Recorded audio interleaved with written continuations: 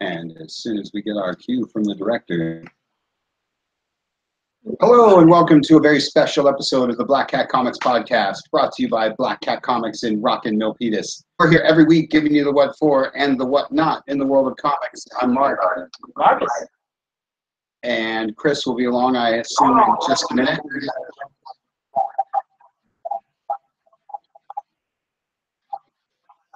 What's that, Echo?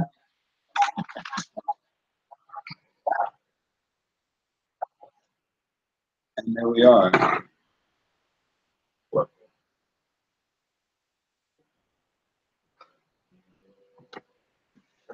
Technical difficulties. There we go. Yes. So this is day 2 of the Black Cat Comics Rockin' Milpitas pre-Comic-Con Comic-Con. Every year, the week before San Diego Comic-Con, we like to give you a little taste of the kind of things that you see down at the biggest convention in all of comics. So this year, we thought we'd show you a little bit of behind the scenes of the podcast. For the folks who just find us on SoundCloud.com every week, this is what our faces look like. Scoot over just a little, Marcus. Okay. Chris can squeeze in when he gets in. We're not usually on film. Everybody's like, wow, these guys are a lot older than I thought. Well, we always say we're old, so now they can see. Oh my God, they are old. They weren't just saying that. Every week we like to give you a little sampling of what it's like to be here in the shop and buying books. You would hear guys talking about the new This Week books, the new Marvel book, the new DC book, the Hot Image book, whatever it is. That's what we do. We get together and we talk about the books of the week. And it's not, you know, super fancy or all that, but just a little flavor of what's going on in comic shops every week. It's like what we used to do on Wednesdays. I mean, that when you work on Wednesdays, that's what you do. People come in, you know, some people will stay for a few hours. And you just sit and talk about comics all day, and you go into different tangents, like me and you always do. We always do go into tangents. And it's just always, it's just fun. I always said, working on Wednesday is like just kind of hanging out with your buddies. It's not even really working. It's just like a party all day. That's right. Everybody comes in on Wednesday. They're in a good mood. They're happy. They're getting their comic books, and everybody's always got something to talk about, whether it's comic related or something else. That's right. So I say we bring in a little of that into your home, into your laptops, into your cars, into wherever it is that you bring in these podcasts. Talk a little new this week comics, talk a little bit about what's coming out next week. We talk a little about what's going on in the world of comics, like San Diego Comic-Con next week. All the news that's fit to print, as they used to say. And this week, as they used to say, we're filmed before a live studio audience. Yeah. So that's all kinds of good, clean fun. I guess the big news this week is I like having now I can actually show people what we're talking about. Yeah. The big news this week would be this guy. This is Dark Days the casting. The second part following up from The Forge. Everybody's talking about Metal will be the book coming up, I guess. We've already had our show about The Forge, so folks out there know a little bit about it. I know it's only Thursday. Usually we do this on Sunday for Monday, so we feel free to dispense spoilers because we know everybody's already listened or already read their books. Since we're live and it's only the next day, we'll try and keep that to a minimum, but they get a spoiler or two. One or two. So be prepared. We're old, so we don't keep track of things as well as a lot of people. First of all, is there anybody hotter than Scott Snyder? Is there a writer in comics more popular, more sought after than that guy? No, I don't think so. What he's done with Batman has been great. In fact, when Scott Snyder first started, I had no idea who the guy was. I'd never read anything by him. Didn't know who he was, but he was doing detective, and I actually hadn't read those. You know, I like to read my issues, stack up a little bit before I read them. So he'd only been on the book for about probably 4 months before I started to hear, hey, this, you know, Batman, Dark Mirror, right? Mm-hmm. Dark Mirror is really good. So I said, let me read my issues. And I read them, and I was like, oh man, this is really good. This guy is really good, and he's gotten better over the years. There's been a couple of stories that maybe weren't great, but they were still good. Like I'm on record on the podcast saying I didn't really like the Bloom story, but it started out good. It just kind of morphed into a Batman sci-fi story, and that's not my favorite. Anything else? Everybody's buying up his Batman stuff. There's a ton of people out there right this very minute looking for Batman Elmer Fudd, and they may or may not even know it's written by him. Of course, again, everybody's talking about all this Dark Days and metal stuff, and of course, part of that is because the artists that they've got for this are all the best artists that work for DC Comics, maybe some of the best guys in comics in general. That's what I told Chris yesterday. You have to buy it to get Jim the art. I mean, even if you don't like DC, you got to get Jim the art whenever you get the chance, because it's so good. But the art all around is really good in it. Kubrick's good. Ramita's good. And a lot of times when you get a book where you have more than one artist, it's distracting when you change between artists. But I didn't feel it at all. I mean, either one of these books, I thought it just flowed really good. It seems very seamless because they do the breaks very well. Yeah. The book is broken up sometimes by era, by group, right at that point, so you don't really notice. And again, the artists are so great that it's not, like there's a drop off and you're suddenly distracted by, oh, what happened to the awesome Another good art? thing too is they all have different distinct styles. So you're able to distinguish which artist is doing that little little section without having to have a legend or tell you, hey, so and so did these pages, so and so did these pages. I was just reading last night. I just was reading Superman 50 from the not the original Superman 50, but from the second series, and that was the issue where he proposes to Lois. And there's a whole bunch of artists in that book. It's Burns in there, and who else? Fred Reedy, I think, is in there, and Dennis Janke. All the guys that were doing Superman at the time, but they all have like similar styles, except for Byrne.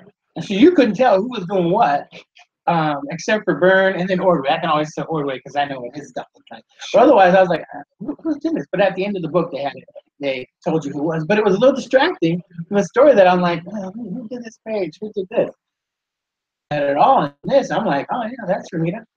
That's sweet. No problem. So, And the covers are great. yeah. I'm not a variant cover guy. I tend to just pick whichever one I like the best.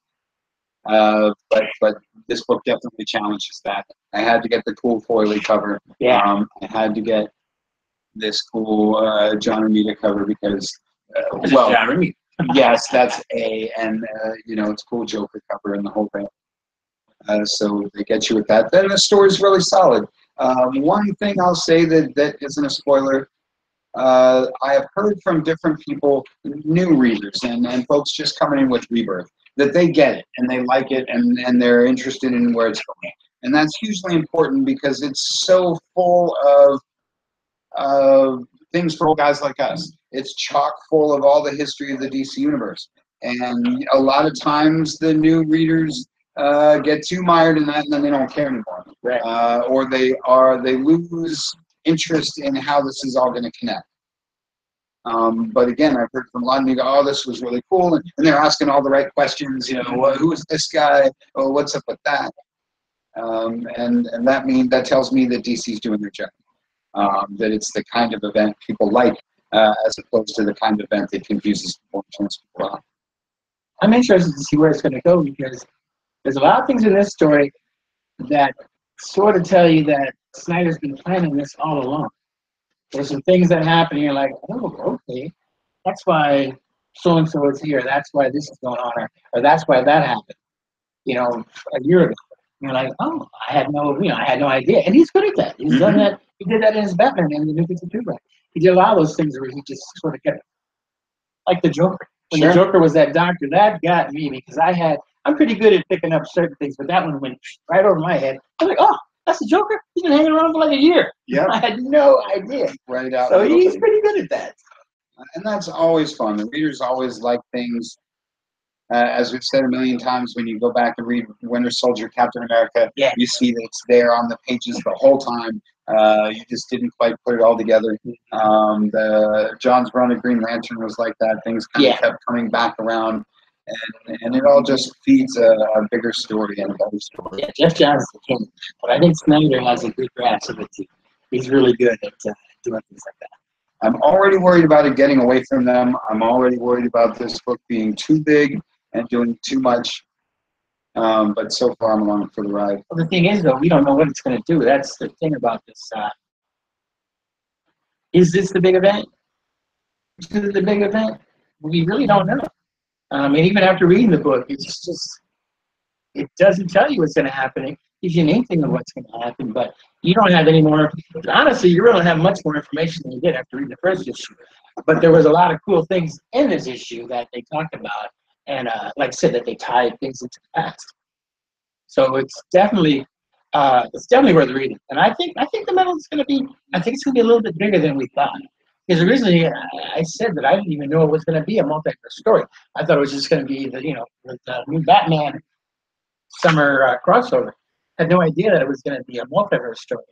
So we'll see what's going to happen, and then it's probably going to lead right into Doomsday Clock, right? Is that what it's going to be? Yes. Yeah. Which will probably tie back to the button and all these other things that they that's got. November, right? So this starts in August.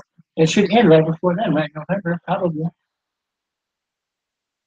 And it should all end with what we've already seen in the button, with Dr. Manhattan frying the Reverse Flash. Yeah, it's going to end with Action Comics 1000, like you said. I sure hope so. I think you're right about that one. I wanted to get into Spider-Man 2, but I'll give Chris, my Spider-Man guy, another minute to show up. Okay. So in the meantime, we'll get to some of our favorites for the week. You go first, because I did want to talk about Mighty Mouse. Oh, okay. Well, this is my pick of the week, Mighty Mouse.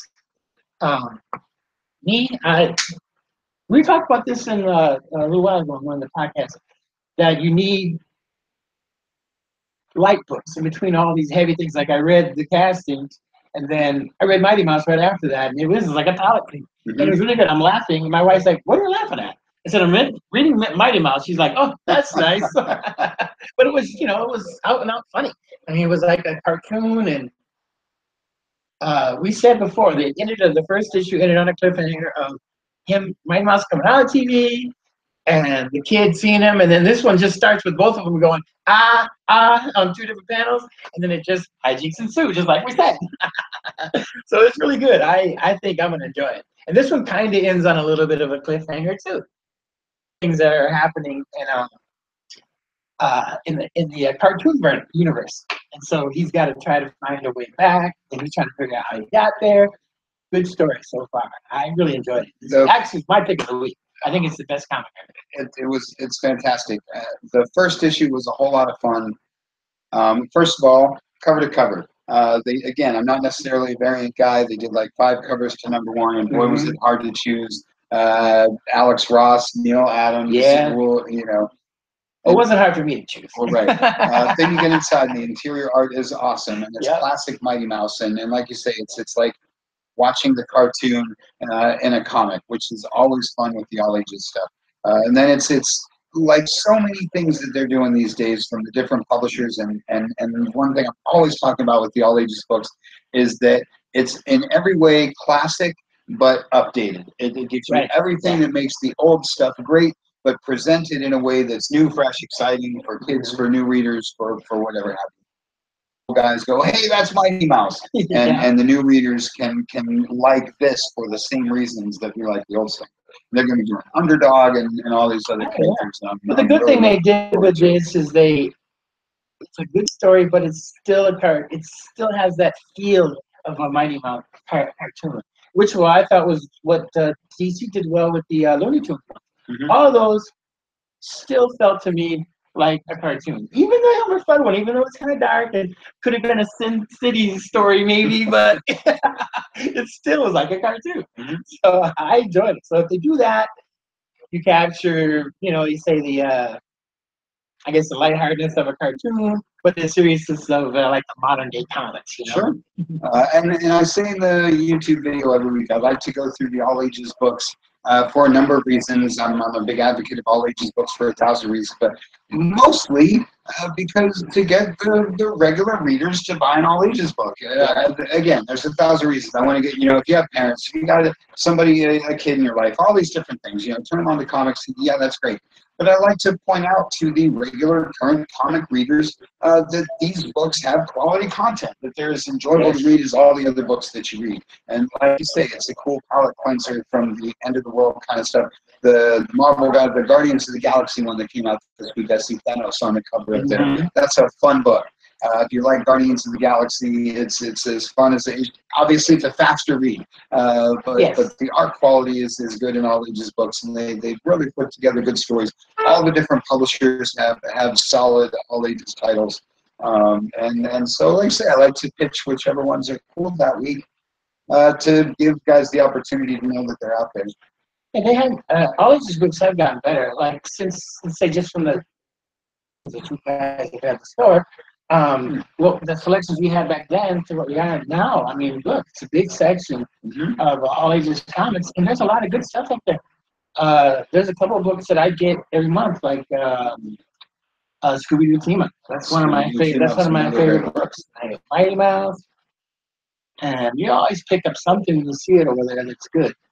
Superpowers is one of my favorite books. I love that. All the Disney stuff that's back. I keep saying back. It's been back for like probably 2-3 years now. But the Mickey Mouse comics are a lot of fun, and Uncle Scrooge and all that kind of thing is as good as it's ever been. Like I say, Marvel does them, DC. I think they've done a good job lately of trying to do more comics like that. They're bringing back a lot of old stuff, like we see Gem is up there, and we got Powerpuff Girls up there somewhere, right? Yep. And all the 80s and 90s stuff. Even Invader Zim. Like, they have all these really cool things. My Little Pony that they bring back, and people will take a look at it. And then you have you got the guys like Sonic the Hedgehog, which is probably up to issue 300 something, right? Or 200 something, right? That thing is way up there. Yeah. So there's a lot of controversy around Sonic comics right now. I'm not really sure what all the hubbub is, but I haven't gotten the new Sonic. We have to have Ian for that. He's the Sonic the Hedgehog expert. Yes. He tells anything you want to know. Like Adventure Time and Regular Show, and like I say, all the different publishers have good stuff. And that's good too. You take these, properties that are out there now that kids are watching on TV, and then make comic books out of them. My daughter, she likes SpongeBob. She liked the Regular Show. I got that one for her. So they see these books of movies that they've seen, and they want to read them. Good stuff. Yeah, something out there for everybody, as I like to say. One of my books this week was this guy. This is Defenders #3. I really like this title. I just jumped in at this one. I've been picking them up because I knew it would be awesome. But I just caught up with 1, 2, and 3 this week with #3. It's Bendis, and so what more do you want? It's all your favorite Netflix characters, so that's really cool. For you cynical critics, yes, they took your Netflix characters, erased whatever was currently going on, and started a new book and jammed them in here for those Netflix fans to enjoy tonight. And called them the Defenders. And they called them the Defenders because it works. Like I say, whatever reason you want to be critical for the existence of the book, that's fine. But the book is very entertaining. Like all the Bendis stuff, like his Daredevil run, like Alias and Jessica Jones, like the Luke Cage stuff. It's a lot of talking heads. It's a lot of emotional drama, but it's really fun, and it's good classic Marvel stuff. And this week, it's got the Punisher catch up because everybody loves when the Punisher shows up. I like that in the comic. Iron Fist has got his uniform. Yes, and you almost always see him in the mask. Is he going to get the uniform in the TV show? You think? I would love to see.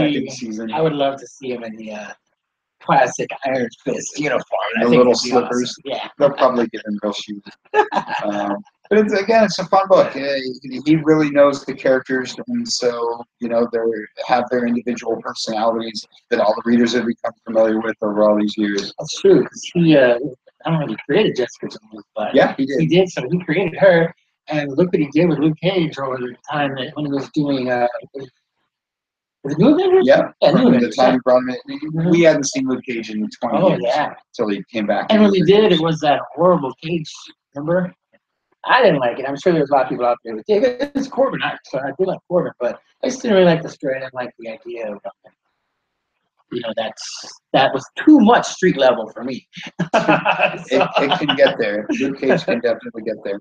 Marvel has deliberately overaged all the stores, extra copies of Defenders, so it shouldn't be selling out anywhere. So you can get down to your shop. Maybe #1 is selling out in places, but we got all three. And like I say, I recommend anything from Bendis, and certainly this book's a lot of fun. If you are one of the Netflix people that are new to comics or not yet reading comics, you owe it to yourself to go back and read all of Bendis's Daredevil stuff. Read any Daredevil that you want, but you can start with the Bendis stuff and read forward. That's all really great.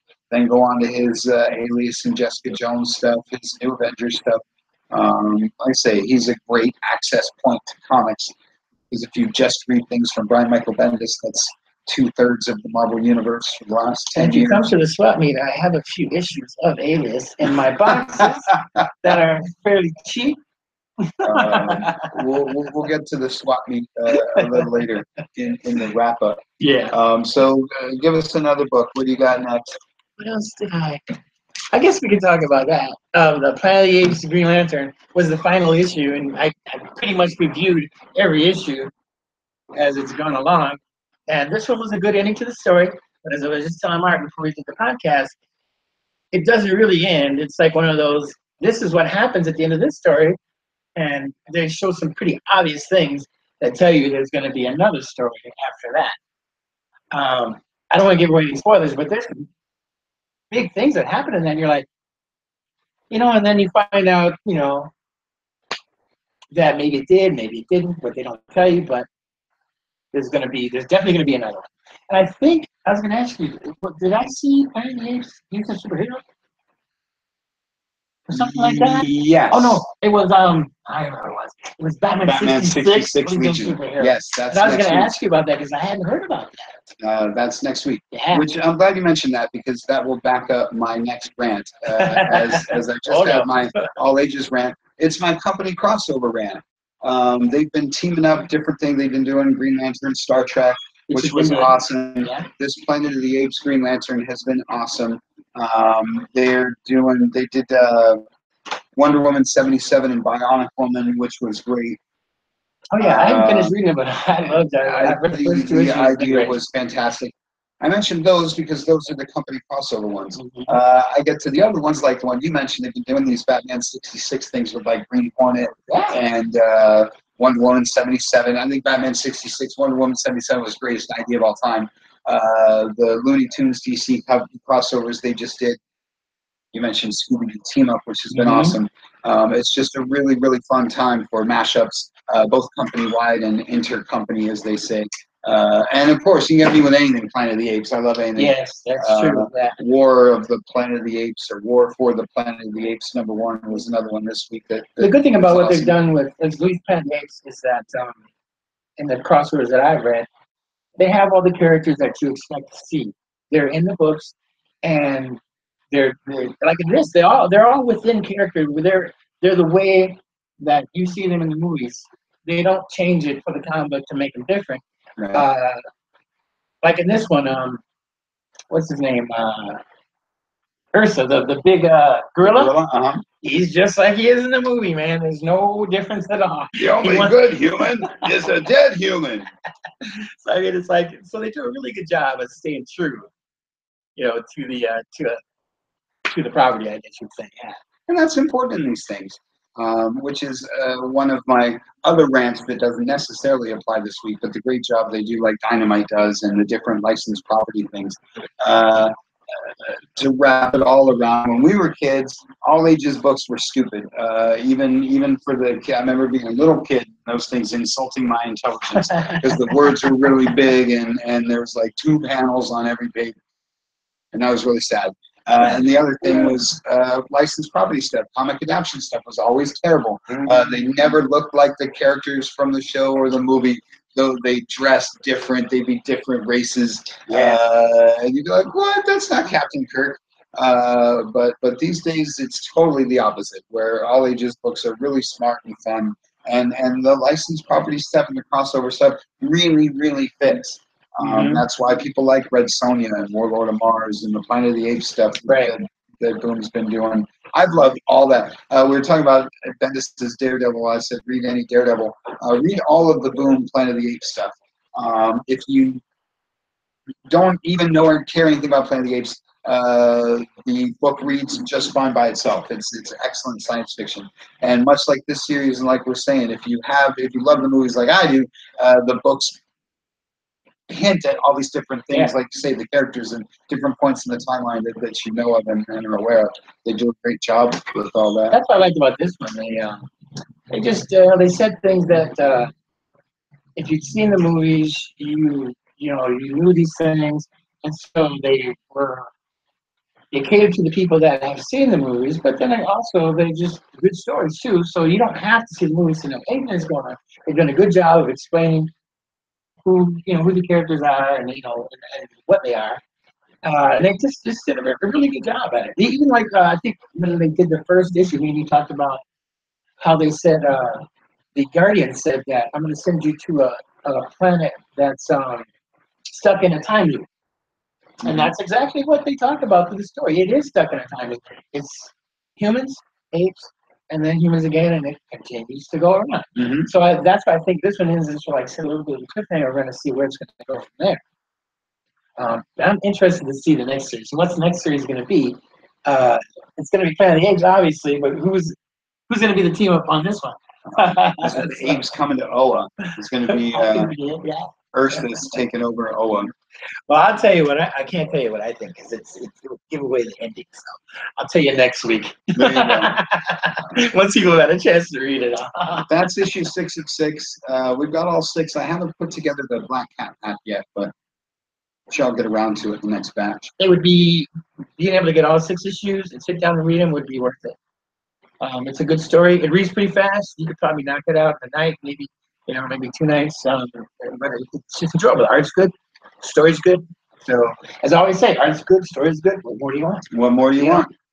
Yeah. Do you happen to have Action or Detective in there? I have. Oh no, I don't. I have Superman and Batman, but I don't have Action.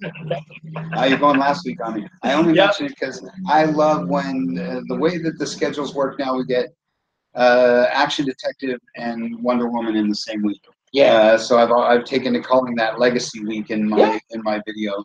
And as Marvel gets ready to set back all their numbers, I've been saying I'm not going to like the transition, but I like the goal. I'm not really going to understand how they reset their numbers, but I like what they are. I like seeing Action and Detective in those big 900s numbers. Yeah, I've seen in the previews that they're doing a Legacy. I thought it was just going to be one-shots, but it's actually going to be like a crossover of some kind? It's more of a series of one-shots. Okay. And then, I imagine as it goes on, we'll see how it all It should be pretty popular. It looks pretty good because, I guess this is where they're going to bring back the old characters, right? Because the cover shows, Thor and Iron Man and all that, so we'll have to see where it's going to go. Again, I was dragging my feet a little. I have all kinds of Spider stuff I want to talk about. Spider-Man 2, #1 came this week, and obviously we talked about the movie last week and all these things. But I'm dragging my feet a little so to give Chris time to run in late. So why don't we take a couple of questions? I can tell you about, what did I read that was awesome? The Batman, this is from last week too, but second part of the War of Jokes and Riddles is very good. The art is stunning in this book. I just can't get over how good the art is. And the story is great too. Tom King is one of my new favorite writers. I really like this guy. I like what everything I've read of his so far has been really good. This story, it's going to be interesting to see again where they go with this because he makes a clear point of saying this is right after the first year of him being Batman. If you remember, let's say what story was that? Was it Long Halloween? The second one.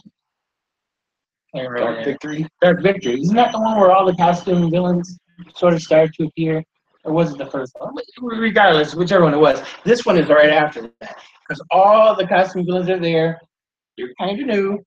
And they take sides. And it's interesting to see who's on what side, too. So this one is a week old, so I can spoil some of it, right? But the teams are pretty good. I have to admit that they've who's going to be with the Joker? Who's going to be with the Riddler?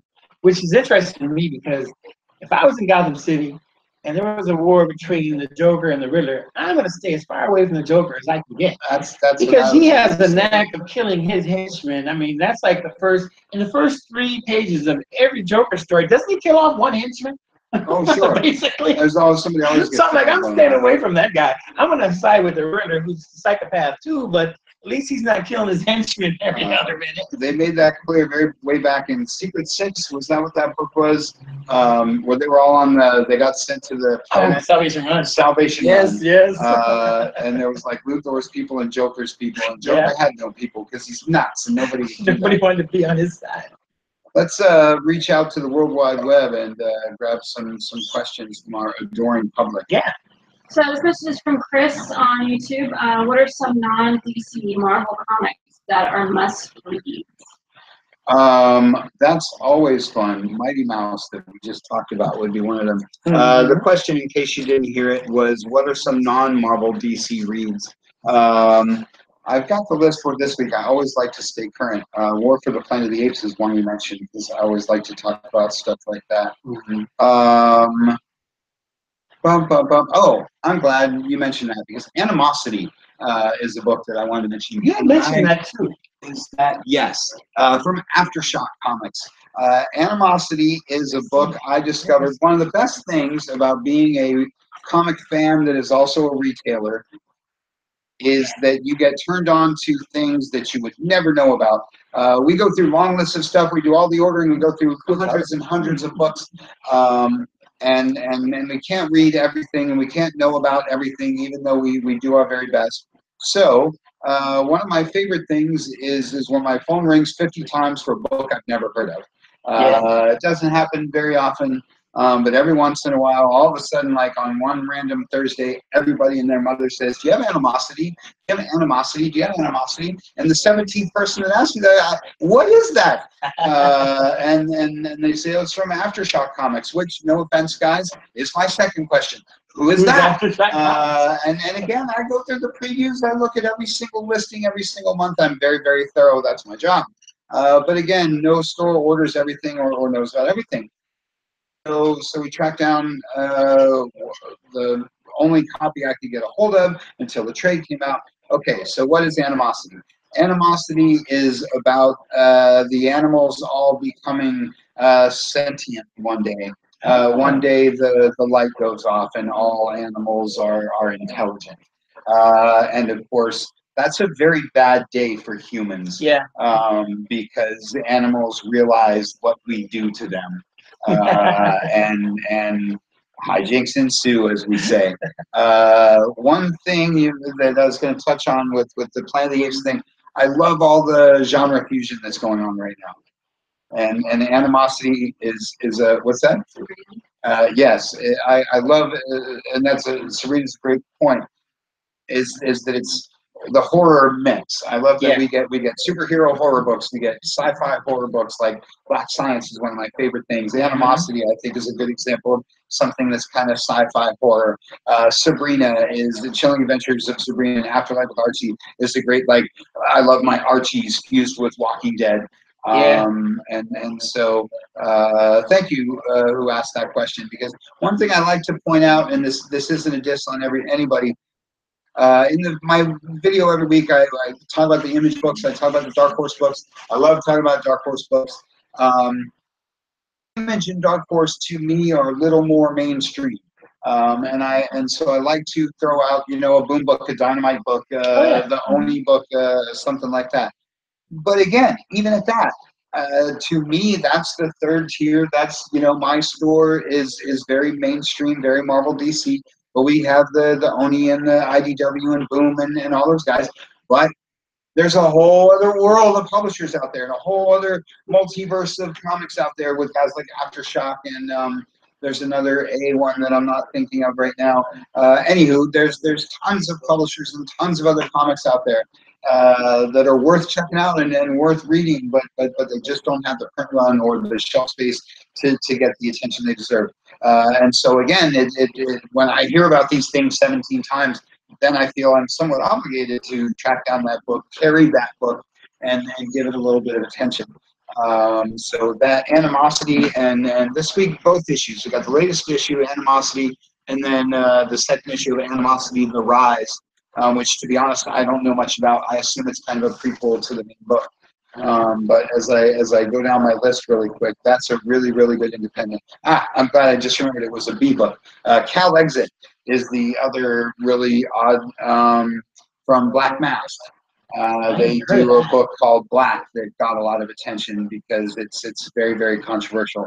And now they have a book called Cal Exit, which of course in this modern day and age the term has been thrown around and has gotten a lot of attention. So somebody is ahead of the game and they're doing a comic about it. What if California gave the rest of the country the bird and became their own thing? It's a little bit DMZ. Again, it's a little bit genre fusion. It's a little bit political. It's a political thriller. It's a little bit superhero. It's a little bit war comic. What publisher is that from? Black Mask. Centipede #1. I think that's IDW. I saw that, yeah. Atari Video Game Comics is really fun. To speak of the non-Marvel DC stuff, aside from the licensed property movie things and TV things that everybody knows, like Buffy and Angel, have their comics that I love and talk about all the time. But now they're diversifying in video games, and every freaking thing has a comic. And again, that's part of the fun of the indie guys, is that they find those things like ROM Space Knight that we gave up on 30 years ago, and they get it back out there, and everybody goes, "Hey, ROM!" So again, that's awesome. Like I always say, we are a very Marvel, DC, Superman, Batman, Spider-Man, X-Men world. But if you love comics, you owe it to yourself to dig deeper than that. And there's a lot, because there's so many different things besides superhero books. You know, you mentioned the art stuff. I love art, and I always have loved art stuff. I mean, I've read it since I was a kid, and the stuff that they're doing now is very good. And one of my all-time favorites is Walking Dead. You know, that's still one of the best books. Sure. Coming out once it started, and it's never been bad. You know, it's always good. That's the other one that I read. Shadow. I love the Shadow stuff too. I don't read as many as I used to. But I still read. You see things as you're walking up and down. That's why every week I save a couple of bucks, because I'm always gonna walk up and down the shelves, and I'm gonna see something that I like. I started reading the Killer Be Killed? Killer Be Killed. Just because I just like those creators. Been together before, and they had good stuff. So I'm like, let me try this and see if they're, So I think it's Sean Phillips, right? And is it Brubaker? Brubaker. Yeah, Brubaker and Sean Phillips. And I just like their work. And I hope to try. And so far, it's been good. And to close out for that person, next week from Dark Horse, we got Buffy and Angel in the same week. I remember you said that in your video the last time. They've been timing it that way, and I really like that. It's good marketing, and it's good fun for the reader. And again, I don't like to plug a lot of things. In our video every week, I do mention, whatever Image Books, Dark Horse Books, IDW, Dynamite, Boom, Oni Press, the bigger of the little guys. We do like to give them their attention. You got another question wrapped up in the queue? I do. So this one's kind of a comment and a question. The comment is that this person's favorite indie book is Black Monday Murder, which is also a big seller for us. And then just ask how the business is at our new location. How is the business at our new location? Well, first of all, Black Monday Murders is awesome, and it's a little like Killer Be Killed. And again, it's non-superhero genre stuff that is really popular and great to see being popular in comics. I love that I'm a total superhero guy, and that's most of what I read, but I love that all that other stuff is out there. How is business in the new location? We're very happy here. We love the new location. Foot traffic is better. Car traffic is better. All our subs and regulars moved right over with us. Thank you very much to all our subs and regular guys. And like I say, we're very happy here. We have office space. We have a parking lot. And we'll be talking more about that as we get into the swap meet that's coming up this weekend. Well, as a customer, I love it. I think it's so much better than your other location. The one thing I like about it is it's right on the street. You're walking. How many times? Well, I don't know about the rest of you, but I'm sure me and Mark have done this. You're driving down the street and you're like, "Oh, a comic book store!" Yeah, let's pull into the parking lot. And this place is perfect for that. I found some of my best comic stores that way. So I'm sure you guys have had people doing that, or maybe coming down the street and they're walking down and saying, "Oh my God, a comic store!" and they'll pop in. Yep, it has totally happened that way. For those out of the area, we have the Great Mall of Milpitas just up the road, and so we get a lot of traffic from the Great Mall of Milpitas, and they do exactly that. Folks come out of the superhero movie, and they pull right over. Hey, comic book guy. This is a good question that Nancy Foster was about from Nancy. Hello, I'm new to comics. I love Superman. Any suggestions on a comic story?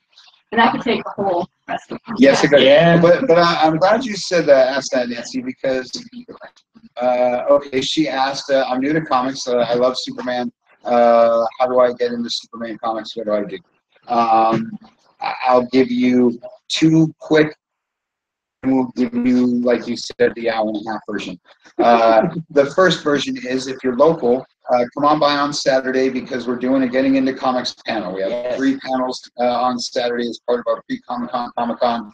We're going to talk about getting into comics. We're going to talk about collecting vintage comics. We're going to talk about superheroes and their effect on pop culture. So if you, like a lot of people, are just getting into comics, it's tremendously overwhelming. There's 75 years of history. I have this whole store packed with books. So come on by the panel and we'll break it all down. It'll be lots of fun. The second thing I'll tell you, and I promise to be brief about this, is that you can do one of 2 things. You can buy all the classics first and then jump into whatever is new and current. Or what I like to recommend to folks is grab the latest issue of the brand new thing, or the first volume of the most current series trade paperback. Jump into the brand new stuff and get current with what's going on right now. And then when you are swimming in water that's comfortable, then you go back and read the classics. You ask your comic book guy, "Hey, what do I read next?" Then he says, "Well, you got to read the Golden Age stuff, and you got to read Kingdom Come, and you got to read Death of Superman, and you got to read For All Seasons." But like I say, I tend to recommend either just start with the classics and read some of the all-time greats first, so you know how comics work, and you find an artist that you like and a writer that you like and all that kind of thing. Or just grab that latest issue, the next issue, and just dive right in and catch up and get your questions answered. And the reason I'm glad especially glad you asked that, one, it's a question on everybody's mind because they go and see these movies. 2, I wanted to mention specifically as part of my Spider-Man pitch this week. Peter Parker, the Spectacular Spider-Man #2 comes out next week. I think #1 is a great place if you have a kid, if you yourself, whoever in your life just saw the new Spider-Man movie and has no idea what to do. You can buy last week's Peter Parker #1 and go. And if you like that, keep reading it. Go pick up Amazing. Go pick up whatever you want. But that's an immediate jumping point. Superman, admittedly, is just a little bit trickier because, again, there's 75 years of things going on. But I think the same thing applies. Grab a classic, or just grab next week's Action Comics. Grab Action Comics 984, whatever the most recent part 1 was, and catch up. Yeah, the good thing about Superman is that right now it's one of the best books out there, I think. So it's a good time to jump on. My suggestion would be to go ahead and get some of the new stuff. Try the new stuff. See if you like the character, especially with the Rebirth stuff. Because you can get all that stuff in trade, and you probably have black cat packs of most of that stuff too. It's accessible. You can get right into it. It's a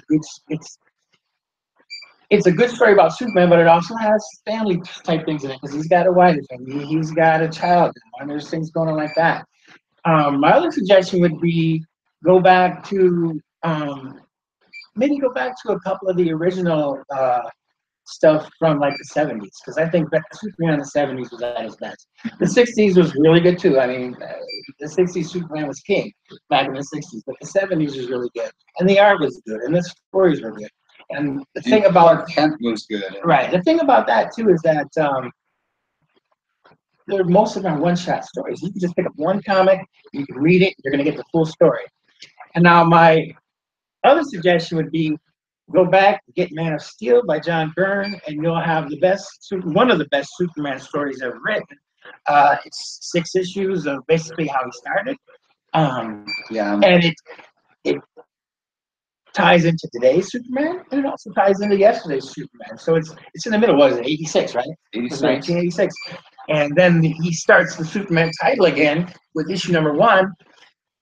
And it's nice to read those stories. Issues like say 1 through 20. He sort of rewrites the Superman mythos, and he brings back all these. Like issue number 1 is him fighting Metallo, and that's how the Metallo starts. So it's really good for getting into. And issue number 2 is maybe my favorite single issue Superman comic of all time, and I've said that 100 times on the show.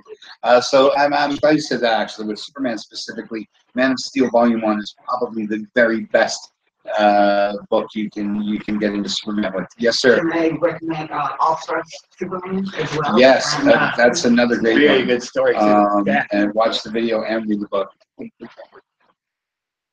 Another a tip from the audience is from Alan here in Rock and Milpitas is to pick up All-Star Superman. Mark Miller and Frank Quitely, if I'm not mistaken. Grant Morrison.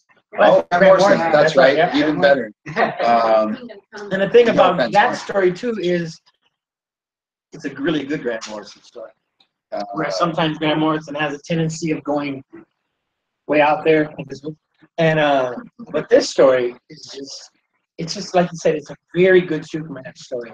Very emotional. There's a lot of cool things in there. And it's 12 issues, right? It's 12 issues. So it hits on all the Superman things, and everybody's in there. Lois and Jimmy and all those guys. It's just really good. Well, what's particularly fun, since you mention it, and since it is Grant Morrison, it is really out there. He digs into, because Superman stuff, he digs into that 1950s super wacky Superman stuff.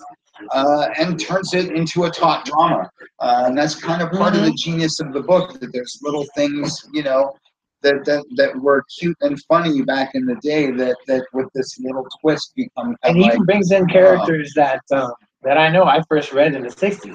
And he, modernizes them in this book, and it's really good. So, I like Superman for All Seasons for that too. I think Superman for All Seasons again, is a about a really good great place to start. Right there. Because you meet Lana and you see Clark with his Letterman jacket and all these kind of things. So for the new reader, there's like 5 different Superman titles. So can you quickly just go through what are the current Superman titles out right now? Yes. First and foremost is Action Comics. That's the book that started it all. The next issue is number 984. I think 983 was the jump-in point, was the most recent jump-in point. So you can always pick up Action Comics. When my dad was a kid, you could pick up Action Comics and get to know Superman. So that's first and foremost. Second is what we like to call adjectiveless Superman. Whenever you just get your character, Todd McFarlane invented that. It's something I think the whole industry adapted. So adjectiveless Superman is always book number 2. This one at the moment deals with mostly his relationship with Lois and their son and different things. But Superman, or Superman proper as we call it, is also the place. Then there's the whole what we call Superman family. Ladies and gentlemen, Chris Gallo. Hey! We start early? Yeah. 6 o'clock? Yep. Oh my God. That's 7. Now that's okay. I've saved all my Spider-Man questions. Oh, good. So this is camera number 1. That's Facebook Live. That's you on the left. Here's camera number 2. That's our YouTube. That's you on the right. So I don't know. You can like sway back and forth, and we'll work you in. Good choice. And, like I say, I wish I'd known. I swear, I thought it was 7. Quite all right. We've been winging it. So I'll finish with Nancy's bit, and then we'll get on to our other stuff. So the other super books, the Superman family, you've got Supergirl, Super Sons, which is super fun because that's the son of Batman and the son of Superman. So Supergirl, Super Sons, Superwoman, which is currently the new 52 Lois Lane Superwoman. And then, yes, you said Trinity, which is the Superman, Batman, Wonder Woman team-up book. Which is very good. And of course, he's in Justice League, which I'm glad I remembered because that's sort of a sub-note if you're new to comics. I really recommend reading a book if you're a superhero type. Reading a book like Justice League or The Avengers or Titans. Pick up a team book because two things are going to happen. You're going to get introduced to characters that you fall in love with immediately that you would never see if you didn't read that team book. And they give you a bigger view of the continuity of your universe. Now, these days, there's event books and there's crossovers and there's all these things. Back in our day, what happened in Justice League and what happened in Avengers was like the big event thing. Like, you know, when Terminus came in the Avengers, you saw it ripple through the whole rest of the... and they still do that by and large. So like I say, if you are new to comics, and particularly with Superman, I think Justice League is a great book to read because it will introduce you to all the other characters. It is one of the best books coming out now, too. So you know you're going to get quality story and quality art. And Superman is a big part of it. Since the Justice League, and he's a big part of that. So yeah, I think that would be my thing. Again, start with Action Comics because that's always the main book, and then track down all that other super stuff. These things are $4 a pop. I do like to mention you never want to start too crazy. One of the things, in all seriousness, it's really easy to get overwhelmed in comics. So don't buy a million things and try and get through them. Buy the latest issue of that thing you're interested in, read that, and then go back next week and then pick up another something. Because, like I say, one of the big things that kills new readers and longtime readers is just getting buried alive in this and getting behind and never catching up. Again, Superman and Spider-Man are easy things to do that with. Do we have another question, or shall I go on to Spider-Man stuff? Fine. Marvelous. Okay, Chris. So now I'm going to dump on you all our backup questions. Okay. Backed up, I should say. Yeah, that's what I want to know. Okay. And then this goes a little along back to Nancy's thing. One thing I did want to talk about this week that I mentioned earlier. People are seeing the Spider-Man movie. We talked about the Spider-Man movie last week. One thing I forgot to mention in the wrap-up. So what do? They walk out of the movie. Oh my God, I love that movie. Like her question, I'm just getting into Superman what I read. So they just walked out of the Spider-Man movie. They want to read some comics. What do? Well, Amazing's probably is the main book, and it's not that hard to jump into. They do a great job of always kind of recapping.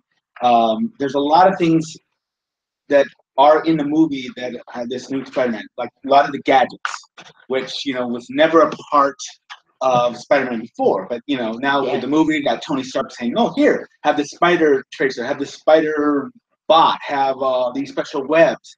These are all things Peter has now developed on his own for his suit. So the suit does all these incredible things. I mean, it's familiar. So you can jump in there and you can find out. The only thing, whereas this is now Peter older, he's got this mega company that he does tech, Parker Industries. So it's not that hard to figure out. Like I said, they always, and I do mean always, Dan Slaughter's great at this, explain the characters. He's almost like Chris Claremont in that way, but not as bad, if you know what I mean.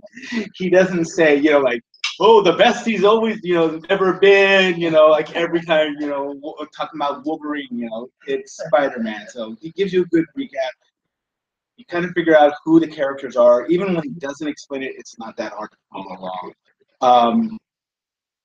Spider-Man 2, the one you just were showing me. And can we touch on what Spider-Man 1 was before we talk about Spider-Man 2? Yes. Because some people might not know what Spider-Man 1 was. Well, it was basically a team up between him and Miles Morales when they first kind of met. Well, but you have to say that was particularly important because that's the first meeting of the Marvel Universe and the Ultimate Universe. Right, exactly. So at the time, it was a pretty big deal. Yeah, because he wasn't aware of the character. Well, he was aware of it, I should say. He had visited, but he wasn't aware that he had stayed in the 616 universe. And so now he found out, and it was a good team up book. You got a lot of it was very like buddy cop type film. They played off each other. Their powers are similar, but not exactly the same, and it had different aspects. Like Miles has like a cloaking power, like a chameleon. You know, he can like fade into the background, like hide in shadows type thing. So and plus, actually, it seems like Miles got more powers than Peter did, but he definitely is. I gotta say, he's a lot younger than what the way Peter was at his age. You know, Peter was an old man in a young person's body. Right. He had to. That's where they wrote him in those stories. Yeah. And Miles is totally different upbringing. You know, his family relationship was not the loving and doting aunt and uncle. He was kind of thrown the deep end. You know, so it's interesting to see them two interact and they get along. But it's sort of like again, buddy. It's like you know, cash. You know, hey old man, get out of my way. Type. So is Peter more like the mentor? Yeah, exactly. Sure, And yeah. Remember, Miles became Spider-Man because of the death of Spider-Man in his universe. Mm-hmm. So he was at awe when there was an older Peter Parker who was alive. And he's like, oh my gosh, wait a minute, you're not the one I knew because he was young, my age, and blah, blah, blah. So, but it's never been disrespectful. It's always been kind of a little playful, you know, like, this is your fault. No, it's your fault. What are you talking about? Get out of, you know, I can't believe I let you talk me into this type stuff. So it's kind of fun. And in this one, it picks up like in the middle of an adventure. You just like, suddenly they're hanging there and they're yelling at each other. It's like, this is all your fault, you know? So the first one is Peter in the Ultimate Universe discovering that there was a Peter Parker in that universe who died. And now this one is them discovering that there's a Miles Morales in our universe. Yeah, exactly. And they set out to find out who he is, what he is, all that kind of thing. Well, there's a little bit more. It's very reminiscent of the second Thor film. You know, there's a portal in a warehouse, except this one originally led to the Ultimate Universe, which of course now doesn't exist anymore. But I don't know. Are we doing spoilers or? No, because okay. it was just out yesterday and we're live, Yeah, so okay. we're trying to. They find something comes through the portal that shouldn't come through. We'll leave it at that. Is it the Beyonder? With full Jerry Pearl. He shouldn't be coming through, that's for sure. No, but it's a good. And then of course at the very end we get a little touch of like we see the Miles. At least I'm assuming it's the Miles of our universe. A little bit older, a little bit more damaged physically, and he makes some comment about, you know, like I didn't ever thought I was gonna go back. Talking about New York, like, so what's that? What's going on? So we don't know. So I mean, it's definitely the start of something, but it's not. It doesn't give you a lot to work with. It's just sort of like it kind of sets up the dynamic again. If you didn't read the first one, you kind of find out right away, you know, how this dynamic works. You know, not only is Peter a little bit of a mentor, but he is also, you know, like Miles kind of asked permission to be Spider-Man. Okay, technically now there's two Spider-Man, you know, in the universe. Or three, right? Has it been Riley too? Scarlet Spider. Scarlet Spider. So that takes us over to Amazing 30, which also came out this that week. amazing cover. Oh, yeah. And so, yeah, another thing I say all the time with this one, with the Avengers, is those Alex Ross covers. It's worth the $3.99 just for the Alex Ross cover. And if you're reading Secret Empire. Secret Empire. Thank you. I drew a blank there. This is kind of fills in a little bit of the blank. It's like, what, you know, why is he not fighting? Well, he is fighting in this Secret Empire thing, but he's also got his own little problems to worry about. And the superior octopus. Yes, exactly. And he is, if you've been reading Secret Empire, you do know he's Hydra. So this does kind of play into it, but at the same time, it sticks with He his has original to be story. Hydra, though. He Well, is. sure, he's got the Hydra thing right there. Right. Well, he Yeah. he has to be Hydra. It is the second part of the new story arc. 29. The previous issue was And that is a quick read. I mean, it is It is? a Okay. page turner. You just want to know what's going on. And again, Slot gives you the background of what happened recently. You know, like like the previous arc was about Silver Sable, so Yeah. he touched upon what happened. Didn't go through the whole story. Just said this kind of happened, and now go look for it if you want, or Yeah. just keep reading. exactly. All I needed was a little footnote. See last-ish, Right. you know. Little asterisk. It's a great example of what we're talking about as far as jumping into things, because you've never read Amazing Spider-Man issue in your life. And you come in and your comic book guy says, well, here's the latest issue, number 30, knock yourself out. Okay. Now, on the one hand, this Spider-Man is very different from the guy. He's older. He's, Right. got all this history and then whatever from the guy you just saw in the movie. But from I want to get into comics sense, this issue tells you everything you need to know about Spider-Man. Yeah. Like you said, it's a quick read. It's a page turner. Yeah. It's action-packed. You There's got Aunt May in there. You got with other people that are now big part of the Spider Universe. I mean, in the old days, it was J. Jonah, the Bugle, a little bit of like this university, people, and that was it. Now it's this whole company, and you find out people who you trust, and all the different branches and stuff like that. And again, it's quick, it touches upon it, but you don't have to be a rocket scientist to figure it out. And as you can see right there, there's a little bit interesting development that's been going on. It's like, wait, who's that? Oh, that's who that is. Yes, that is. For reals? Yes. That's Wow. been building slowly. Can't say that on the air. What I like is they've got a good creative team on it. Yeah. I had no idea, because I haven't seen what's his name, Stuart Immonen. Yeah. I haven't seen his work lately. I didn't even know he was doing anything when I saw that. But then they got Wade Von Graber to do the inks. That's a really good art team right there. And of course, Dan Slott's become Mr. Spider-Man. He's the Spider-Man, right? Oh yeah, right. he is. He's definitely he's more than just Spider-Man, but he is to me one of the best that Marvel has right now. So. He's definitely become one of their stable guys, and like you always say, great story, great art. And again, if you're just getting into things, you can jump right into that. Yes, there's a lot going on, but like you say, he's got all his relationships. He's got classic villain going on. It ties into this one, ties into the Secret Empire stuff. So, like I said about Justice League, you could then follow into next week's Secret Empire number 6 without having read the other even Secret Empires, being like, well, what goes on over here? Yeah. I gotta say, I've always liked Dan Slott, but when he first started doing Spider-Man, I was a little like. Didn't feel right, because I always said it kind of felt like he was painting by the numbers. He was showing us what we've been dying to see for the last so many years. It's like, did he start with Brand New Day, or did he start before that? He started. Let's see. It was before that. Yeah, but then he was doing at least some other Spider-Man. Yeah, and then when Brand New Day came around, it was sort of like in the first issue we got, oh look, there's the web shooters. Oh look, there's this. Oh look, there's that. And I just sort of felt it was sort of a little forced. And,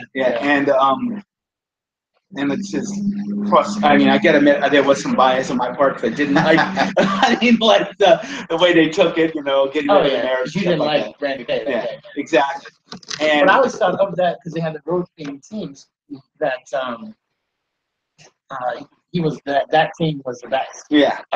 His writing was the best. Because I only read it for a little while. During Brand New Day, probably the first 12 issues, but they were good. I'm never going to be a Spider-Man guy. I kind of wonder. But always check it out. Yeah, I kind of wonder if it was like, this is what Marvel said we needed, and he sort of went, okay, well, I'll give you what you want, and then as time went by, they trust. Kind of like, okay, why don't you go do your own thing? And like it says, he had me when he gets to Spider-Verse. I would argue that's the new Marvel method. The new Marvel method is to find guys with talent and tell them exactly what to do. And then a year later, they cut off their training wheels, or once they see the guy can sell some books, then they let the guy play in the sandbox. Yeah, I mean, Spider Island was sort of like fun, but it wasn't my favorite. It was okay. And I think that was sort of like, they were like, okay, we can trust him. He wasn't going to do anything crazy. And then, like I said, and then he gets Spider-Verse, which was absolutely crazy and phenomenal. And just like, old-time Spider guys like myself fell in love with that series. It is, and that right there is somewhat miraculous, and the guy gets a lot more credit than he deserves. On a quick thing, Spider-Gwen is sacrilege. 10 years ago, certainly 20 years ago, if they would have done Spider-Gwen, you, me, and every loyal Spider person would have gone ballistic and would have burned our collections and gone to DC. So the idea that he can commit heresy and we all love it, and then that heresy gets its own book that sells like crazy is very much to his credit. Like I say, Gwen was one of those untouchable characters, and when you talk about death in comics, and you talk about whatever it was, everybody just wanted to keep Gwen in this special place. And now we have Gwenpool, and we have everything, and that has a lot to do with Dan Slott and his.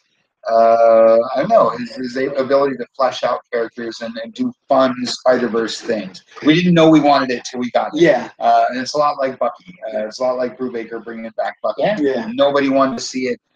People like me were all up in arms. He's one of those kids. You can't mess with Can't the bring death back of Bucky. Bucky. Come on. And 3 issues later, we're like, I love Winter Soldier. Yeah. He's the greatest character ever. I think about the Spider-Gwen, it was sort of, he didn't put Gwen in a spider costume. He put Peter Parker as Gwen in a way. She had the responsibility. She felt the great responsibility, great power thing, and it worked. It was just sort of it's a female Spider-Man.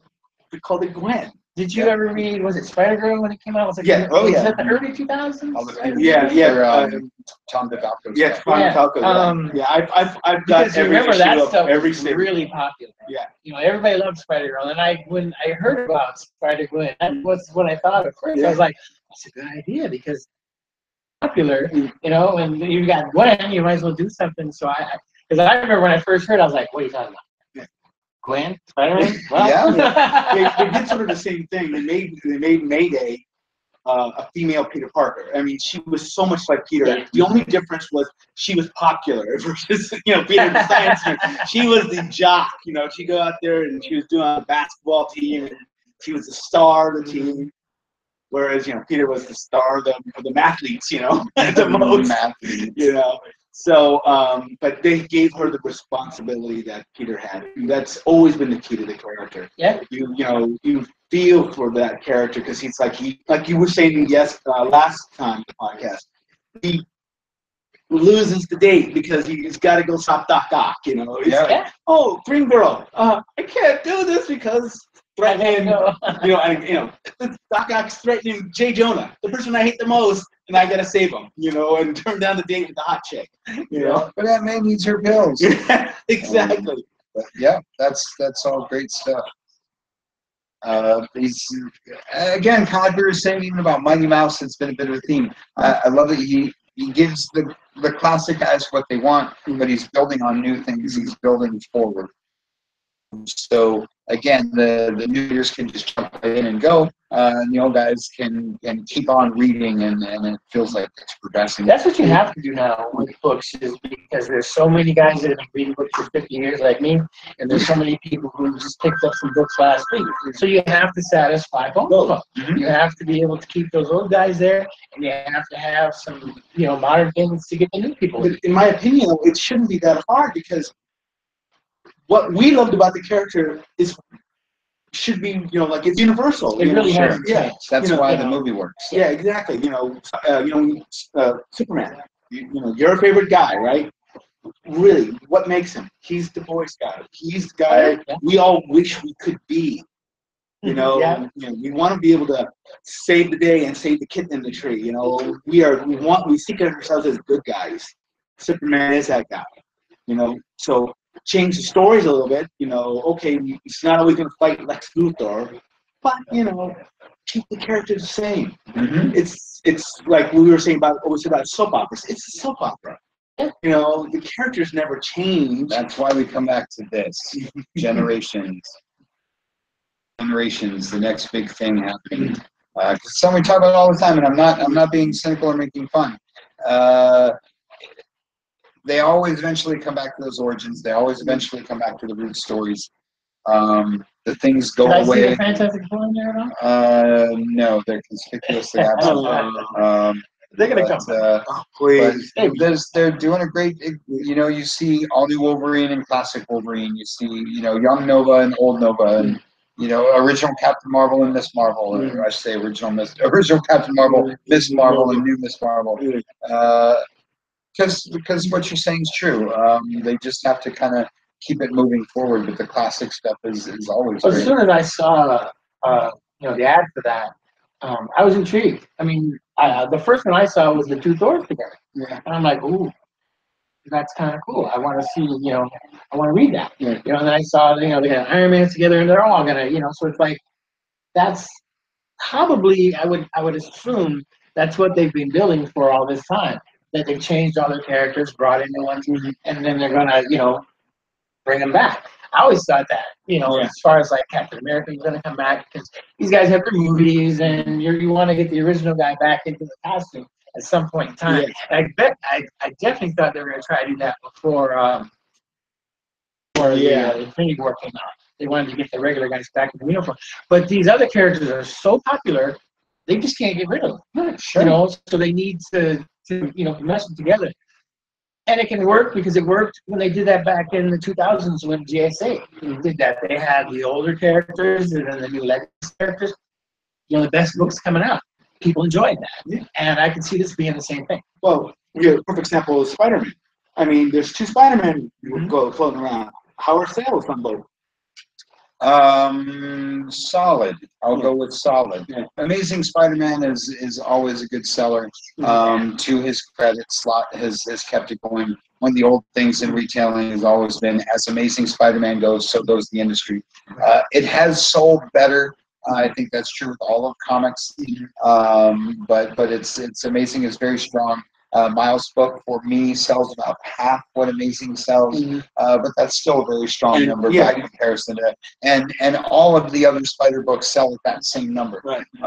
So, and one thing I always like to say, it isn't about the high number; it's about the consistency. It's about 6 months at a time, a year at a time. Yeah. And my all the Spider books sell very well and evenly across the board, which means people like what they read. Exactly. And the challenge is just to get more people into the book. So people are reading both, or some people are reading one or the other, and they like it, and they're sticking with it. So why can't we have two Thors? I mean, right now technically we have Unworthy Thor and we have Thor. Yep. And I think it's really smart, especially in the case of Wolverine. One thing I think is, I don't even know if Marvel's aware of it, but I think Old Man Logan is very much a strong part of their diversity program. Because, as you say, now at this point in comics, there's a lot of guys like us that have been reading books for a long time. So you can't keep de-aging everybody and de-aging everybody and de-aging everybody because they're aging me out. And so now they're like, well, here you go, old man. Here's your Wolverine back. We gave him gray hair and that jacket you like.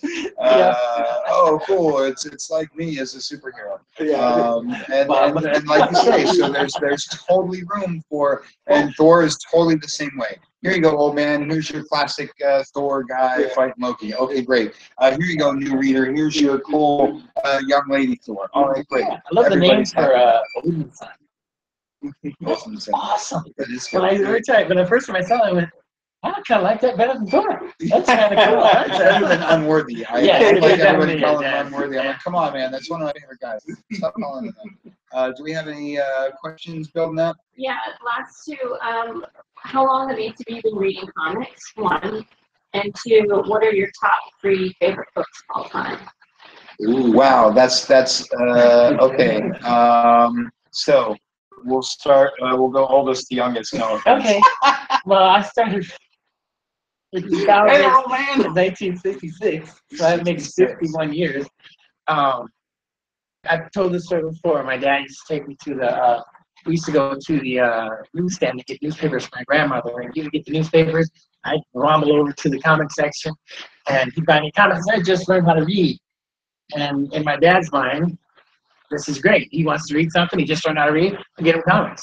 So yeah, I've been reading comics for 50-some years. Wow. And I can give you a couple of my top favorites. One of them is Detective Comics 500. There's a story in there called what is it? It's something I can't remember the name of it, but it's a story about Batman and about how there's going to be a Batman every 20 years because they have the multiverse and Earth 1, Earth 2, and this was supposedly was a new Earth. And Phantom Stranger gave him a chance to go and save his parents on this other Earth, and the story just turns out to be a great story. And I don't want to give it away because if you get a chance to read it, it's a really good story. I love 50-year-old spoilers. Yeah.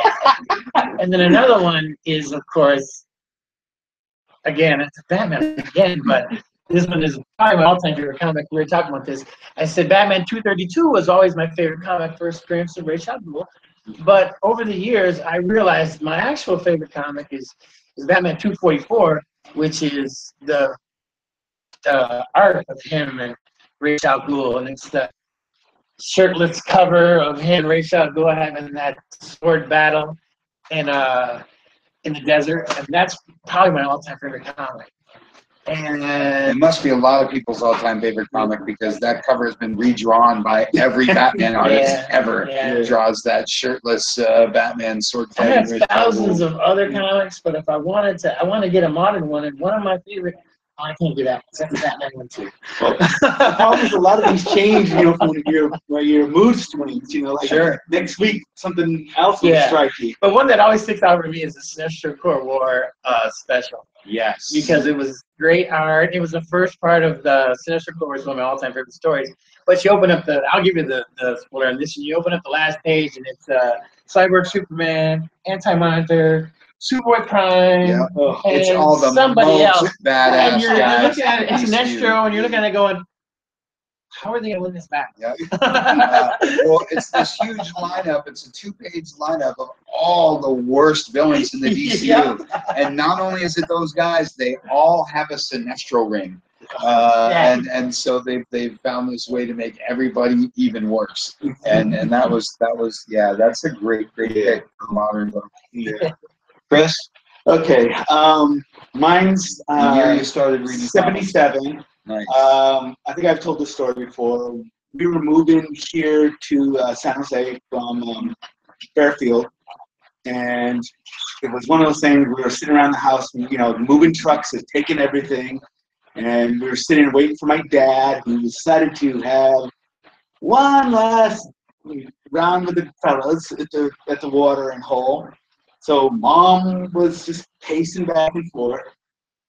He's like, all right, get in the car, let's go. And Mom was like mad, and so they're yelling and screaming at each other, we've been waiting for you. And my dad's like, so he's like, and then pulls over at a liquor store, which of course really went over well with my mom. What are you doing? I got something for the road, snacks, and it's like, my mom's sitting there just fuming, and she goes, he's in there bullshitting with his friends, he's drinking. And so she, get in there. I'm like, what? Get in there. Okay, so Mom says to hurry up, It's like, tell your mom I'll be out there when I can. So I do, I come back in, and I'm standing around, and there's a spinning rack. Never seen a spinning rack in my life. Never seen a comic book in my life. And I'm spinning to this, and I'm looking at this. I notice my dad is watching me, and I'm like, look at all these things, and I pick up a couple of things and put them down, and I'm like, man, this is wild, never seen these things. So he calls me over, it's like, here's the bag with all the sodas and, chips and stuff, and, all right, go wait for me in the car. Fine. And go in the car, sitting there, my dad comes back out a little while later with another bag, and he just tosses it at me in my lap. He says, it's for you. Comic books. DC, Marvel, and horror mag. Cool. And of course, those are what I read to this day. So I was like, Tales of Voodoo. I forget the issue. There's a ghoul ripping up woman's blouse. So I'm like, ooh. this is a little racy for a little kid, you know. And so there's a Superboy Legion of Superhero comic book with the Fatal Five. Oh yeah, we talked about yes, that. 198. Yeah, thank you. And there is an issue of I forget it was Marvel something like it was the predecessor to the Thing 2 in 1. This was Iron Man and Thing. It wasn't What was that? Marvel fan Marvel feature? Marvel features maybe, yeah. It was a 15 cent, Yeah. you know, and it was they're fighting against the Blood Brothers. Nice. And so, you know, and so first page, there's the Thing just storming through the desert. He's like walking through, yeah, it's like, you know, I'm stuck out here in the desert in the heat. I'm like, who is this? You know, I mean, when you open up and there's a picture of the Thing, just full blown storming mad. Also drawn by Jim Starlin. Yeah, that is the That was gonna be my next last 2 question. issues were Jim Starlin art. So you're like, oh man, that's really good. yeah. Favorite issues. Oh, definitely my all-time favorite. Amazing Spider-Man 149.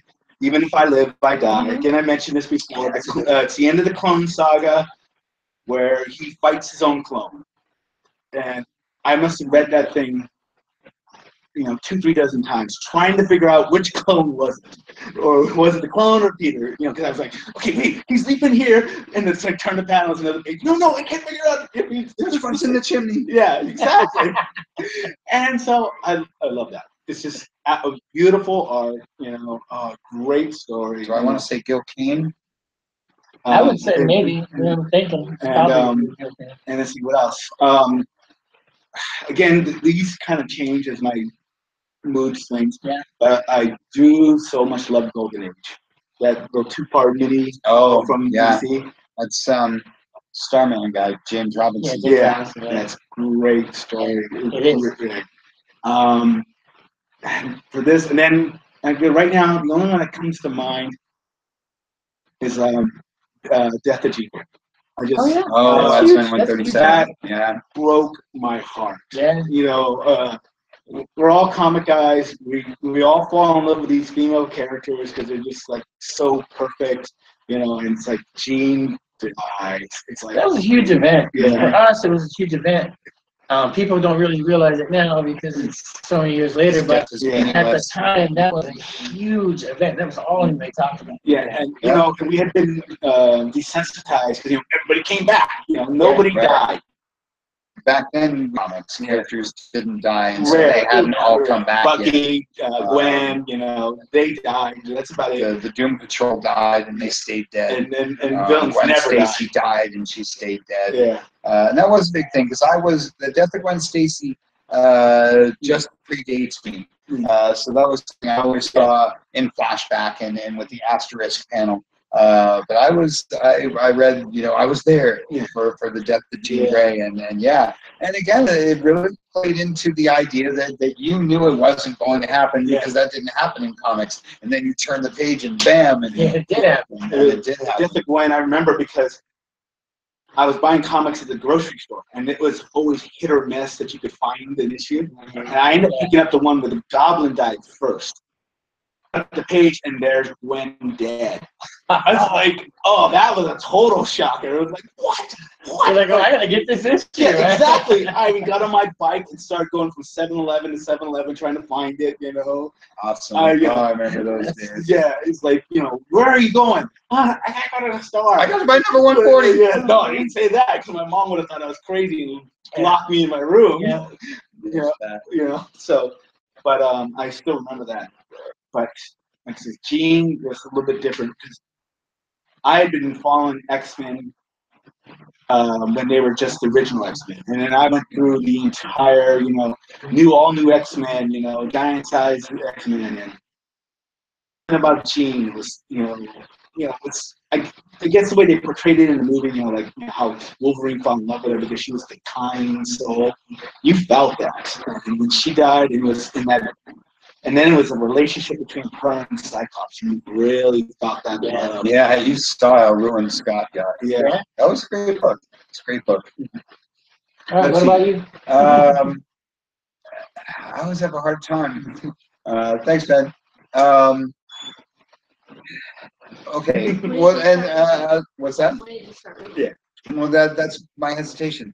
So my first two comic books are dated 1974. I probably read them around 1976 because they were my brother's comics. But it was Doc Savage #8 and Call the Destroyer #13. Oh, no. I still have those And he two buys it very when he comics, and I do. And it's a really sweet cover. I I almost understand. never see that Doc Savage book, so I don't buy the Doc Savage one. But I buy that Call 13 every show I go to. I sell them here at the store. I have probably 5 at home. And like I say, I know that they're dated 1974, but I wouldn't have been. I would have come along like maybe 2 years later as far as actually reading them. But 78 was when I was really buying comics. I'd say I've been reading comics since 78. Because that's when I was, Dad, buy me a comic book and whatever. And because I can pick Avengers 172 as the book where I started, was a real comic collector. Yeah. As of Avengers 172, I had ones before that. I had Fantastic Four books before that. I had comics, but like I say, I know for whatever reason, 172 is the one where I knew in my mind that I was going to keep these things and reread them and all that kind of thing. Over again. And that's 178 or 172. That classic Hawkeye cover, which is really great. And one thing I would put in parentheses that I think is important that gets lost. The three of us have been reading comics ever since. Meaning there are all kinds of people who were reading comics in the 70s. There were all kinds of people reading comics in the 80s and then whatever. And then lots of people get out for long periods of time, get back in and whatever. But part of the reason I suckered you guys into doing this show with me is because you've been there all along. Yeah, no breaks. And that's important to note because that's a lot of reading. It's a lot of experience with books. It's a lot of experience with comics. And again, that's not something that even the longtime readers do. It might have changed with finances. How many books you buy? I might have bought never one book a month. There would have been a couple of months where I was reading just my back issues and then got back to the store. But anyway, like I say, it has been all that time. Okay, so 3 favorites, and boy, like anybody like us, that's so hard to do. Right off the top, I have to say.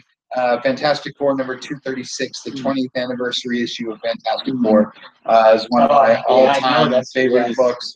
It's just an excellent book for all kinds of reasons. One of those books anybody can read and enjoy. But if you're a Fantastic Four fan, if you've never read a comic, it's a great book. If you do know comics and you don't like Fantastic Four, that book will show you why people like me like Fantastic Four.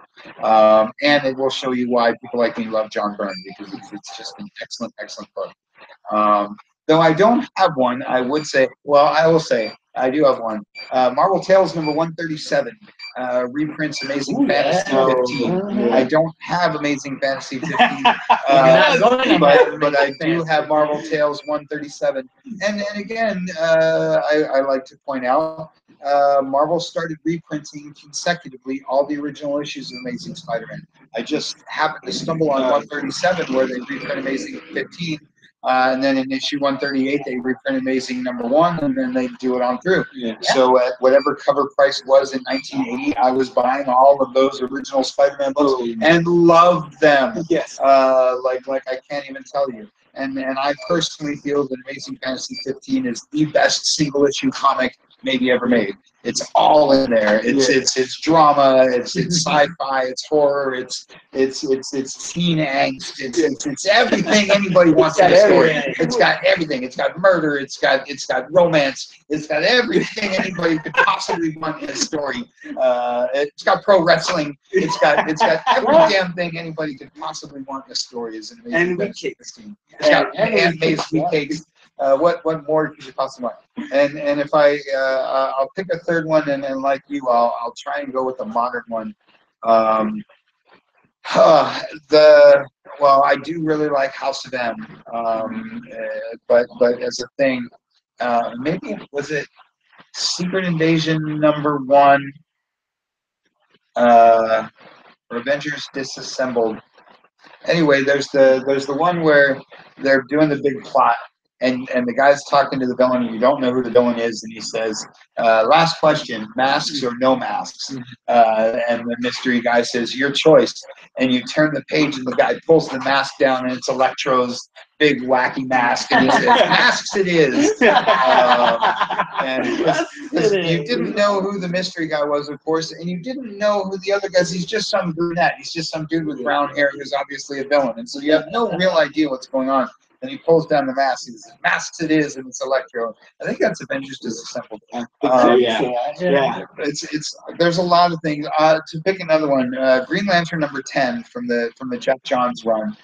It seems kind of a random one to pick, but it's the first issue of the second arc, and the reason it really stands out in my head from a fantastic, maybe one of the best runs of comics, superhero comics there is. But it was in issue #10 where it just blew my mind in the literal sense. Every issue would end kind of like Commandy Challenge. Every issue ended with some unbelievable cliffhanger. This like holy crap kind of cliffhanger. And then every issue went on, and then you got to the end of the next issue. So the next issue would start with that, the ramification of that cliffhanger ending in some other even crazier one. And so by the time issue 10 came, I thought, where does he go from this? This is the most insane. Because it was like right along that time where the Sinestro Corps thing was starting to heat up. It wasn't too long after, because that was right, because they did the origin story right before that. And now like all the bad guys and all the Corps and everybody and their mother was after the Hound, and they were coming to kill him. And this was just the beginning of the arc. Yeah. And it was, I remember that issue just being so much fun to read.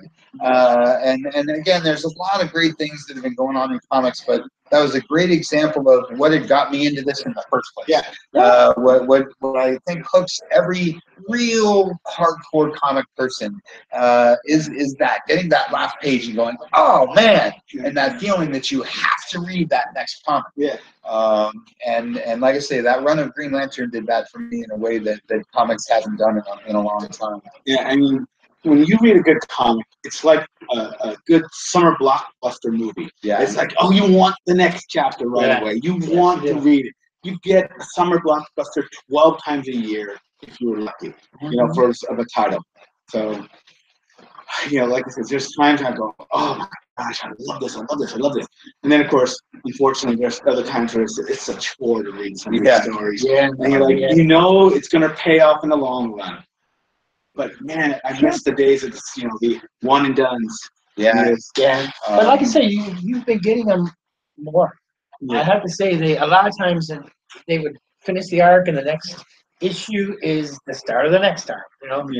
Like 6 issues trade, 6 issue trade. But now I see they're sliding these one-shot stories in between arcs now.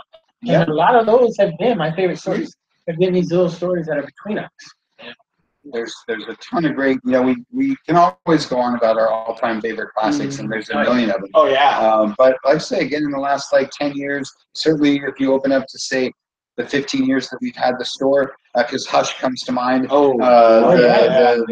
The Batman Nightwing, the Nightwing issue of Hush, and the Joker issue of Hush, you could totally say could be anybody's very favorite comic of all time, and they would be perfectly justified in that. As a Captain America stuff. Captain America number 11 Yes. is now one of my all-time favorite comics because it just tells the whole history of Bucky, and it rewrites it a little bit, and it's just a great story. Yeah. You mentioned that number 10, the one before it, the House of M, Captain America, is one line. It posits that Steve Rogers is every great American hero of the 20th century. He's the first guy on the moon, and he's this guy, and he's that guy, and that was a great book too. So, like I say, the modern stuff has its whole bit too. That's a lot of good stuff. We've been at it now about an hour and a half. That's a little running our overtime. But I wanted to take the questions. I knew we'd run over this week. I wanted to take the questions. From the online, from the studio audience. Questions from the studio audience? No? All right. That about covers this week.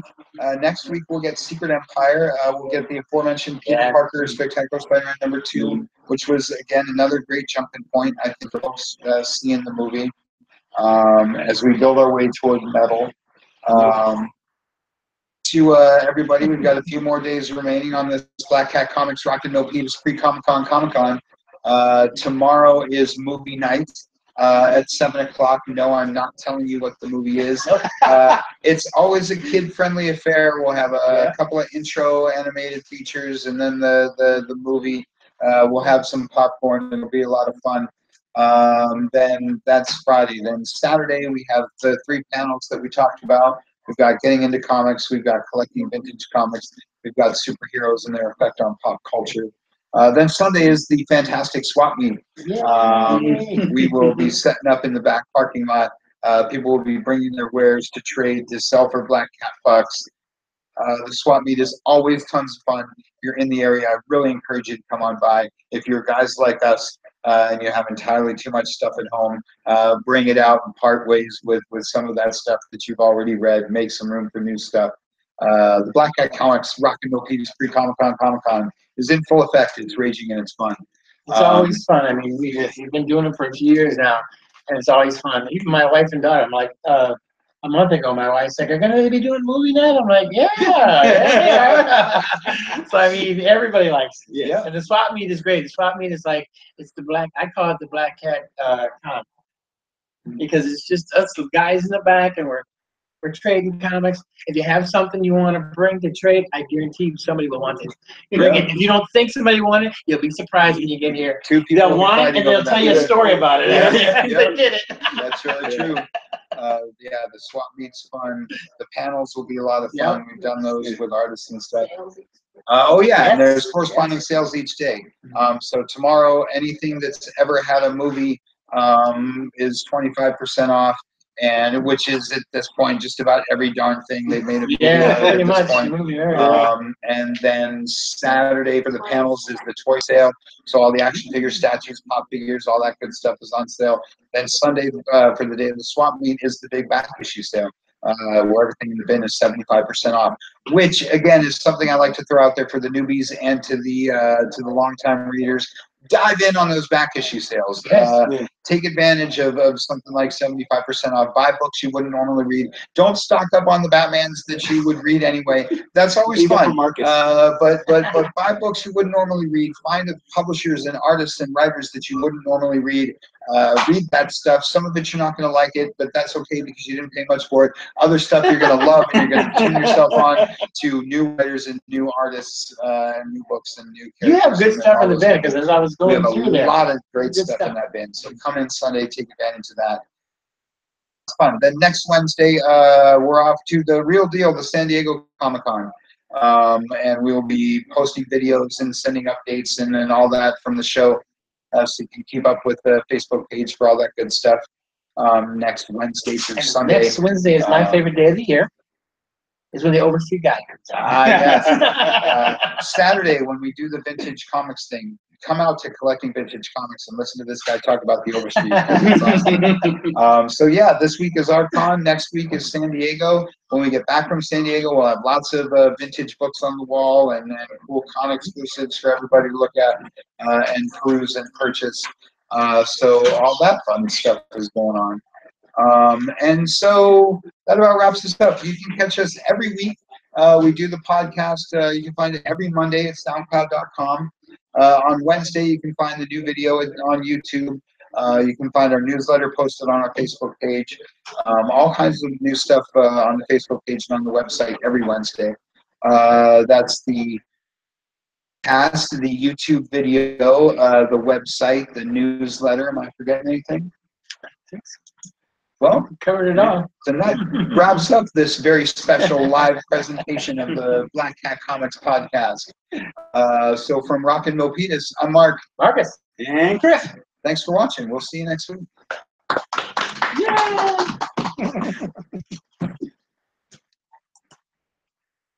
I just wanted to say, you remember, we probably in the 70s when